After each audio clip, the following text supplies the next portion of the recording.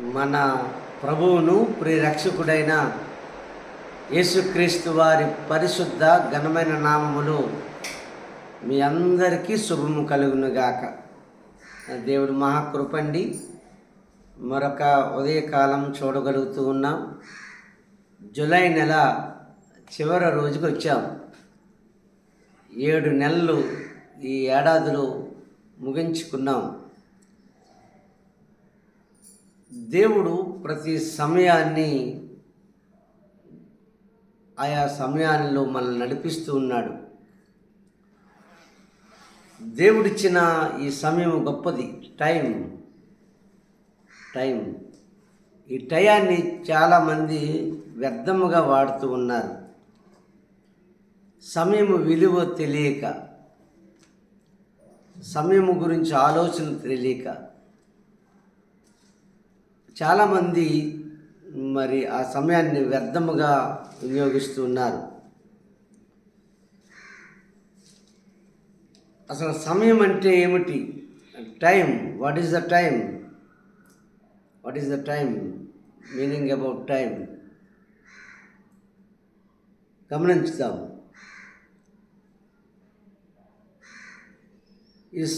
ఇప్పుడు సమయం ఎంత అయింది అనే దాన్ని టైంతో పోలుస్తాం. అది సమయాన్ని కాలచక్రంలో ఒక నిర్దిష్టమైన ఘట్టము లేదా నిరీక్షణకు సూచనే ఈ సమయం. సమయం వచ్చినప్పుడు దేవుడు తన కార్యాన్ని నెరవేరుస్తాడు. మనం అప్పుడప్పుడు ఇలాంటి మాటలు వింటాం. అంటే సమయం, ప్రతిదానికి ఒక సమయం. ఆ సమయం ముందుగా మనం పరిగెడదామన్నా అవ్వదు, వెనకకి వెళ్దామన్నా అవ్వదు. ఏ సమయంలో ఏది అవ్వాలో అది జరుగుతుంది. బైబిల్ గ్రంథంలో చాలా విషయాలు ఉంటాయి. బైబిల్ గ్రంథాన్ని కోడ్ చేస్తే మరొక విధంగా అనుకోవచ్చు. గలతీయులకు రాసిన పత్రిక 4వ అధ్యాయం 4వ వచనంలో ఈ మాట రాసి ఉంటుంది. ప్రతిదానికి ఏమండి? అయితే కాలము పరిపూర్ణమైనప్పుడు దేవుడు తన కుమారుని పంపెను. దేవునికి మహిమ. సమయం వచ్చింది. ఈ భూమి మీదకి యేసు ప్రభు వారు వచ్చారు. సమయం మనందరినీ రక్షించడానికి. ప్రసంగికారుడు అంటాడు 3వ అధ్యాయం 1వ మాట, ప్రతిదానికి సమయము కలదు. 3వ అధ్యాయం 1వ మాట, ప్రతిదానికి సమయము కలదు. ఆకాశం క్రింద ప్రతి ప్రయత్నమును సమయము కలదు. దేవునికి మహిమ కలుగునుగా. ప్రతిదానికి సమయం ఉన్నది. ఈ సమయము మనకు తెలియక, విలువ తెలియక మనం ఏమేమో చేసేస్తూ ఉంటాం, ఏమేమో ప్రయత్నాలు చేస్తూ ఉంటాం. ఆ ప్రయత్నంలో తప్పుడు విధానాలు కూడా వెళ్తూ ఉంటాం. వేగముగా సంపాదించాలని, వేగముగా ఏదో తినేయాలని, వేగముగా పరిగెట్టేయాలని, వేగముగా బండి డ్రైవ్ చేసేయాలని. అంటే ఆ సమయము గురించి ఆలోచన చేయక దానికి ముందే అన్నీ చేసేయాలని అనుకుంటాం. అందుకే ప్రపంచము ప్రమాదంలో పడింది. ఈ మధ్య సైంటిస్టులు ఏమంటూ ఉన్నారంటే భూమి స్పీడ్గా తిరగడం ప్రారంభమైందట. అది దాన్ని ఏమంటారు, మైక్రో సెకండ్స్ అంటారు. ఈ మైక్రో సెకండ్స్ కానీ పెరిగిందనుకోండి, భూమి ఏమవుతుందో తెలుసా? బిల్డింగులు ఒక విధంగా చెప్పాలంటే షేక్ అయిపోతాయి. అంటే ఆ సమయం చాలా భయంకరమైన సమయం. అంటే మనుషులు సమయానికి సమయానికి మించి పరిగెట్టాలంటూ ఉన్నారు. ఇప్పుడు ప్రకృతి కూడా సమయానికి ముందే పరిగెడుతూ ఉంటే ప్రమాదము అంచుల్లోకి వచ్చేసాము. కాబట్టి మనము చేయవలసిన విషయం ఏమిటంటే ప్రభు సమయం వచ్చింది అని మనం అందరం జ్ఞాపకం చేసుకోవాలి. ప్రభు సమయం వచ్చింది. సమయము మనము జ్ఞాపకం చేసుకుంటే దేవుని నియామక కాలము, ఆయన పరిపూర్ణమైన సమయాన్ని మనకి ఇచ్చినప్పుడు దాన్ని చక్కగా వినియోగించుకొని మనం వెళ్ళగలిగితే ఆ సమయం గొప్పది. అందుకే 2 కొరింథీయులకు రాసిన పత్రిక 6వ అధ్యాయం 2వ వచనాన్ని గమనిస్తాం. ఇదే అనుకూల సమయం, ఇదే రక్షణ దినం. 6:2 అనుకూల సమయమందు నీ మొర ఆలకించి తిని, అనుకూల సమయమందు నీ మొర ఆలకించి తిని, రక్షణ దినమందు ఆదుకుంటుని.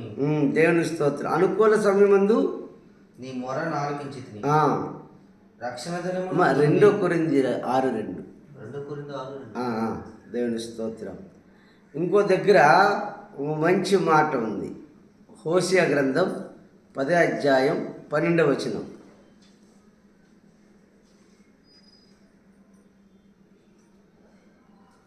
హోషేయ గ్రంథం అక్కడ ఏముంటుందంటే, నీతి ఫలించినట్లు మీరు విత్తనము వేయడి, ప్రేమైన కోత మీరు కోయడి, యెహోవాను వెదుకుటకు ఇదే సమయము.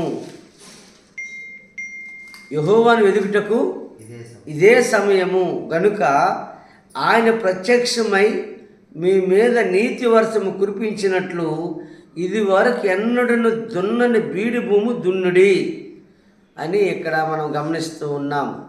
అంటే యెహోవాను వెదికే సమయం ఇదే. యెహోవాను వెదుకుటకు ఇదే సమయం. ప్రభువును వెదకండి, సృష్టికర్త అయిన దేవుణ్ణి వెదకండి, ఆయన దొరుకుతాడు. భయంకరమైన దినములు చెడ్డవి గనుక సమయాన్ని పోనీక సద్వినియోగం చేసుకొనుచు అజ్ఞానుల వలె కాక జ్ఞానుల వలె నడుచుకొనండి. ఇదే ప్రభువు వెదికే దినం. యెహోవాను వెదుకుట సమయం ఇదే, మరొక సమయం లేదు, రేపు అని లేదు. దేవుని వెదకండి, దేవుడు పరిశుద్ధుడు, పరిశుద్ధుడిని వెదకండి, సమయం వచ్చేసింది అని మనం గమనించాలి. అదే మనం గమనిస్తాం ప్రియులారా. దేవుడు వాక్యం మనతో మాట్లాడుతూ ఉంది. తండ్రి తన అధికారములో మనుషులందరినీ తీసుకుంటూ ఉన్నాడు. సమయాన్ని గౌరవించాలి. ఎందుకంటే అది దేవుని ఆలోచనలో వచ్చిన భాగం, అది దేవుడి సృష్టిలో భాగం. అది సమయాన్ని గౌరవించాలి. ప్రతిదానికి సమయం ఉంటుంది. మనం ఏమి తొందరపడనవసరం లేదు, పని చేసుకుంటూ వెళ్ళిపోవాలి. మన మార్పుకు ఒక సమయం ఉంటుంది, దేవునితో స్నేహం పొందడానికి ఒక సమయం ఉంటుంది, సేవ చేయడానికి ఒక సమయం ఉంటుంది, పాపాల నుండి తిరిగి రావడానికి సమయం ఉంటుంది. ఆ సమయం మనము అనుభవిస్తూ వచ్చాము ఇప్పటి వరకు. మనం చేయవలసిన పని ఏమిటయ్యా అంటే, దేవుడిచ్చిన ఈ బ్రతుకును చక్కగా అమర్చుకొని ముందుకు వెళ్ళాలి. దేవుడిచ్చినటువంటి ఆలోచనలు స్వీకరించి వెళ్ళాలి. నా బైబిల్ అంటది ఒక అద్భుతమైన మాట. యేసు ప్రభువారు ఈ భూమి మీద ఉన్న కాలం, అపోస్తుల కార్యము 1వ అధ్యాయము 7వ వచనం, కాలములను సమయములను తండ్రి తన స్వాధీనం ఉంచుకొని ఉన్నాడు, వాటిని తెలుసుకునుట మీ పని కాదు. దేవునికి మహిమ కలుగును గాక. అపోస్తుల కార్యములు 1:7లో చెప్పబడిన మాట. కాలములను సమయములను తండ్రి తన స్వాధీనంలో ఉంచుకొని ఉన్నాడు, వాటిని తెలుసుకునుట మీ పని కాదు. మీ పని కాదు, మీ పని కాదు. అంటే ఆయన స్వాధీనంలో ఉన్నది సమయం. ఇప్పుడు భూకంపం రావాలి, మనం ఆపాలంటే ఆపలేము. తుఫాను వచ్చింది, ఆపాలంటే ఆపలేము. గగ్గోలు పెట్టిస్తున్నారు 40 దేశాల ప్రజలు. అది మన భారతదేశాన్ని కూడా తాకింది. నిన్నటి దినాన్ని మీరు న్యూస్ చూసే ఉంటారు. నిన్నటి దినాన్న గమనిస్తే భయభ్రాంతులు అయిపోయినారు. అది ఎవరిని ఆపగలరా? ఆ సమయము దేవుడి స్వాధీనంలో ఉంది. అందుకే ఆయన స్వాధీనంలోకి మనం వెళ్ళిపోవాలి. కాలం ఆయన స్వాధీనంలో ఉన్నప్పుడు మనం చేయవలసిన పని ఏమిటంటే ఆయన స్వాధీనంలోకి వెళ్ళిపోవటమే. ఆయన ఆధీనంలోకి వెళ్ళిపోయి ఉండగలిగితే మన జీవితము నిశ్చంతగా ఉంటుంది. గమనించాలి. కాలాన్ని సూచించే ఈ సూచక్రియలు ఆయన రాకడకు సూచించే సమయం ఇది. మనం గమనించాలి. దేవుడు ప్రతి దానికి ఒక ఆలోచన పుట్టిస్తాడు. దేవుడు తన చిత్తాన్ని జరిగిస్తాడు. సమయాన్ని వృధా చేయకూడదు. దేవుని సమయాన్ని గౌరవించాలి. ప్రతిరోజు ధర్మబద్ధంగా జీవించాలి. ప్రార్థనలో నువ్వున్న సమయాన్ని అధికం చేసుకోవాలి. అలాగ మనం చేసుకున్నప్పుడు మన జీవితము గొప్ప వరముగా మారుతుంది. సమయం అనేది మనిషికి దేవుడిచ్చిన వరము. Time is a gift. God's gift a gift. Time దేవుడు వరం అండి. మనకు ఒక సమయం ఇచ్చాడు, బ్రతకడానికి సమయం ఇచ్చాడు. ఇన్ని సంవత్సరాలు బ్రతికి ఇది వరం, ఇది ఒక బహుమానం. ఈ బహుమానాన్ని మనం వ్యర్థం చేయకూడదు. ఎవరైనా మనం ఏదైనా మంచి పనులు చేస్తే గిఫ్ట్లు ఇస్తారు. అది అంత జాగ్రత్తగా దాచుకుంటాము కదూ. షోకేసులు పెడతాం, బీరువాలో పెడతాం, గిఫ్ట్ ఇస్తారు. ఏదైనా ఆటల పోటీలో గెలిచారనుకోండి, ఆ కప్పు పట్టుకొని అంత జాగ్రత్తగా దాస్తాం. ప్రతి మనిషికి దేవుడు గిఫ్ట్ ఇచ్చాడు. అదే సమయం. సమయమైన వరం ఇచ్చాడు. అది సద్వినియోగం చేసుకోవాలి. జాగ్రత్తగా కాపాడుకోవాలి సమయాన్ని. జాగ్రత్తగా ప్లాన్ చేసుకోవాలి సమయాన్ని. తినేటప్పుడు పడుకుంటారు, పడుకునేటప్పుడు తింటారు. ఇది మంచిది కాదు. వాళ్ళు పడుకునేటప్పుడేమో చదువుతారు, చదివేటప్పుడేమో నిద్రిస్తారు. ఇది కరెక్ట్ కాదు. ఏ సమయంలో ఆ సమయంలో తినాలి, ఆ సమయంలోనే పడుకోవాలి, ఆ సమయంలోనే ఉద్యోగానికి వెళ్ళాలి. ఇప్పుడు ఇంటర్వ్యూకి వెళ్తాం, ఆడు చెప్పిన టయానికి ఇంటర్వ్యూకి వెళ్తే ఉద్యోగం వస్తుంది. లేదు నా ఇష్టం వచ్చినట్టు లెగిస్తాను, నా ఇష్టం వచ్చినట్టుగా వస్తానంటే నువ్వు ఆ సమయం దాటిపోతే ఇంటర్వ్యూ చేసిన వెళ్ళిపోతాడు. ట్రైన్ ఉంది, ఆ ట్రైన్ మన గురించి అక్కడ ఆగదు. మనం ఆ సమయం పెట్టేశాడు. అది ఇగో 9:50 ట్రైన్ బయలుదేరుతుంది అంటే 9:50 బయలుదేరుతుంటే మనం ఎక్కడ ఉండాలి? ఒక 5 నిమిషాల ముందే ఉండాలి. అవసరం 10 నిమిషాల ముందే ఉండాలి. మధ్యలో ట్రాఫిక్ ఇబ్బంది అవుతుంది కాబట్టి. అంటే ఆ ట్రైన్కు రీచ్ అవ్వాలంటే సమయానికి పాటించాలి. అలాగే దేవుడు సన్నిధికి రావడానికి సమయాన్ని పాటించాలి. అలాగే మనం ఉద్యోగానికి వెళ్ళడానికి సమయాన్ని పాటించాలి.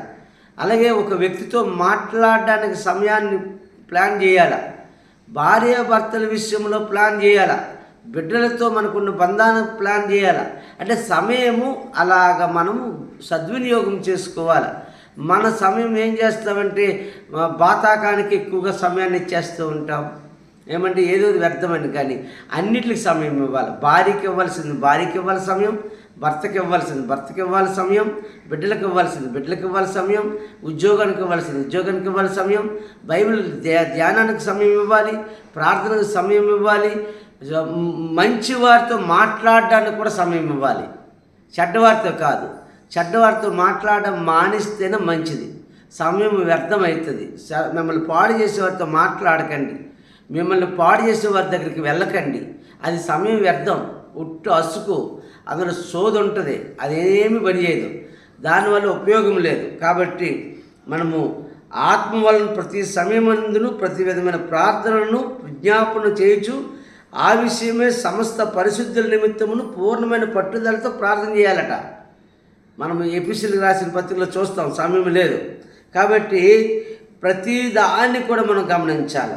అనుకూల సమయము దేవుడు దయచేస్తున్నప్పుడు దాన్ని మనము జ్ఞాపకం చేసుకుని వెళ్ళాలి. సమయమును పోనీక సద్వినియోగం చేసుకుంటూ సంఘానికి సమాజానికి ఒక గౌరవంగా బ్రతకాలని దేవుడి సహోదరులారా, ఆ కాలమును గూర్చి ఆ సమయమును గూర్చి మీకు రాయనక్కర్లేదు. కానీ ప్రభు రాకడకు మనము సిద్ధపడిపోవాలి. కాలం అయితే సమీపముగా ఉన్నది, ఆయన రాకడ సమీపముగా ఉంది. కాబట్టి మనం అందరం కూడా సిద్ధపడిపోదాం. సమయాన్ని వృధా చేయొద్దు. దేవుడు ఈ కొద్ది మాటలు దీవించునుగాక. ఆమేన్, ఆమేన్. ఈరోజు రాత్రి 9 గంటలకు మాసాంతర కూడిక. అందరూ కూడా రండి. ఈ నెలంతా కాపాడినందుకు వందనాలు చెప్దాము. ఆగస్టు నెలలో అడుగు పెడుతున్నందుకు వందనాలు చెప్దాము. God bless you.